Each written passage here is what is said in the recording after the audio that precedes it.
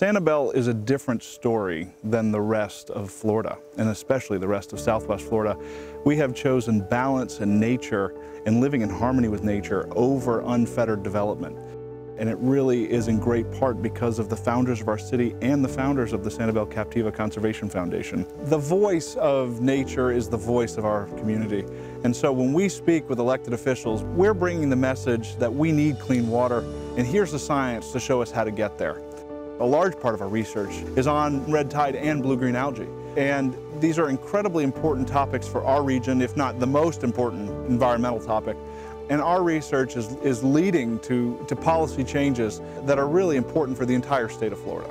The Marine Laboratory is a world-class institution as part of SCCF. We have scientists who undertake research on a wide variety of topics, but especially on water quality issues. There is an army of volunteers every morning that go out with our staff and every evening to monitor our sea turtle nests. So we sometimes take shorebirds for granted, but they make these incredible migrations. Some of the species we have here have come all the way from the Arctic to feed in Florida's waters and on our shores.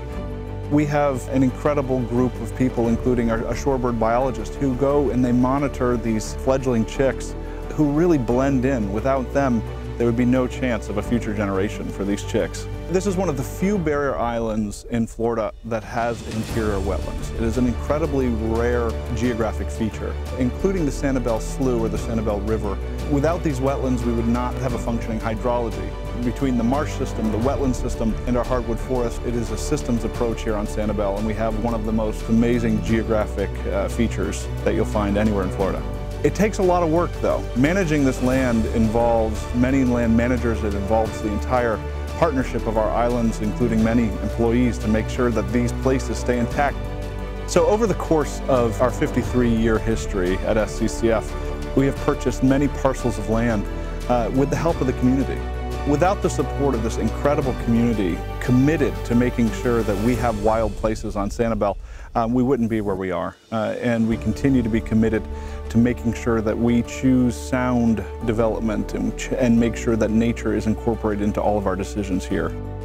We are committed to restoring 20 acres of oyster beds in San Carlos Bay and immediately adjacent waters. They serve many purposes. One, they create incredible habitat for all sorts of creatures. They also make us more storm resistant. They shore up the shore and are incredibly important to the health of our waters, but also the resilience of our communities.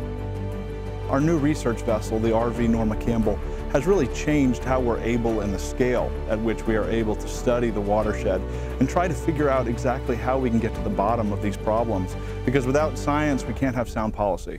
Recently, we've joined forces with the Sanibel Sea School. The Sanibel Sea School is an educational force of nature. They have educated a generation of children and adults on the value of nature. They create these incredible emotional and intellectual connections to nature all around them.